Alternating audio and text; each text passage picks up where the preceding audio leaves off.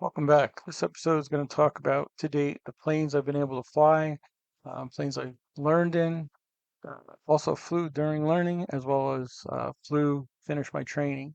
Basically, I've been flying out of, I would consider my home airport, the Floyd Bennett Memorial Airport. It's in Queensbury, New York, KGFL.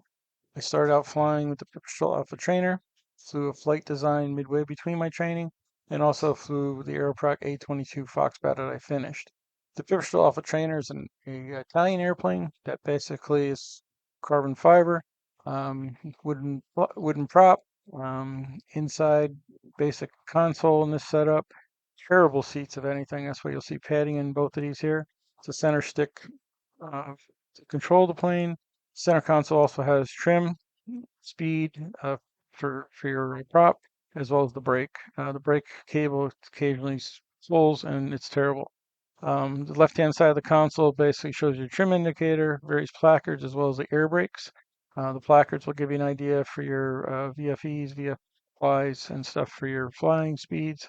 Center console has the horizon indicator. It also has the Garmin. It also has the radio information. Right-hand side has the altitude indicator, your tech speed, how long we flew for, as well as the right side gives you more about the oil temperature, heads, and all that, and the volts and everything you want to look at. Basically, when I was getting ready to do my check ride, another pilot took out the plane for a little joyride.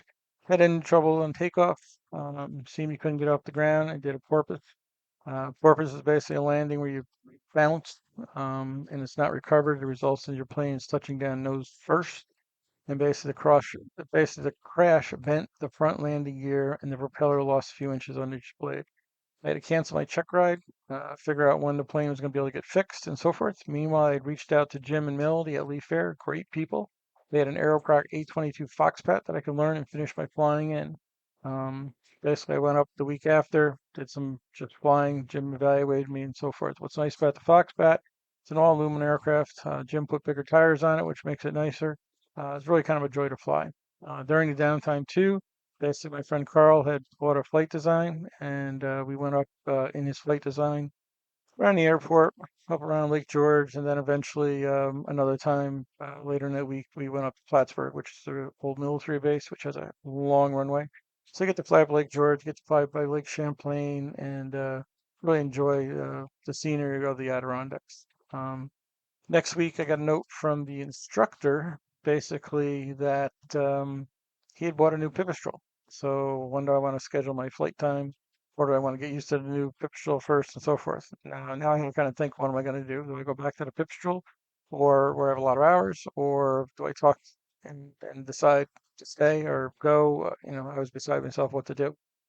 Decision of staying with the Pipistrel was going to end up biting me in the butt. We'll talk about that more later. I basically got a new check ride for January. The instructor and I flew up to Plattsburgh in the Pipistrel. It was pretty windy. I started my verbal with the DPE. We went on one-on-one with the DPE about 3.5 hours. He said everything looks good. Had to explain a few things to DPE from my uh, notes that I brought with me. After he said everything was good to go, let's go fly. We took off, and it was really windy. We got about halfway downwind leg, and we both basically bumped up our heads on the ceiling due to an uplift draft, wind blowing so hard. So I asked if I can get a continuance. DP said, yeah, I think that'd be a good idea. And then we basically had to think about a new check date and availability. Eventually, I didn't hear from the instructor for availability of planes. He ended up selling it on me at the end of January. So now I had to think, what next? My only really option, so that 60-day countdown again is reach back out to Jim and Melody. They had the Aeroprac that I tried. Now I had to basically fly the Aeroprac, get confident in it with, now a control instead of having a stick in front of you. Now it had the yoke. So I basically get used to that as well as the glass panel and different things. Little things, but just things that I don't have to worry about, especially with the mile per hour. It also had the cockpit heat in different spot, had carburetor heat. Really enjoyed the Garmin, the Dynon screen as well as the Dynon avionics on the right hand side. It also had a um, automatic pilot with it. So after a few weeks of learning with the plane, Jim and Melanie were comfortable with me to sign up for my check ride. And on March 1st, I took the flying portion of my check ride again and passed. Didn't mention during the whole time too, I was downsized from work, so that added quite a lot of extra stress. So again, now what's next? So I went to book the Foxbat the other day, and to get some practice time, just fly around. And Leaf Air had an offer to sell the Foxbat, so they sold it. Makes perfect business sense if not enough students or prior students are renting it. So now what's next? So talking with Leaf Air. Again, what do we do? Basically, going to let me go up in the 172 with an instructor, get familiar with that plane. I still need to get my airspace endorsement done for my sports certificate. So flying the 172, we can get that done. So it's the check ride and everything has been passed. So basically now the next thing is going to be is learning how to fly the 172, get comfortable with that. And that'll be a good thing too, because when Mosaic happens in the future, I'll already have a little jump up on that, so I'll be able to do everything. So some good news, middle of June, I started a new job. So there's money coming in again, so I don't have to worry about that as much. Now I'm kind of out there looking, for what's next in regards to flying. Again, wish me luck.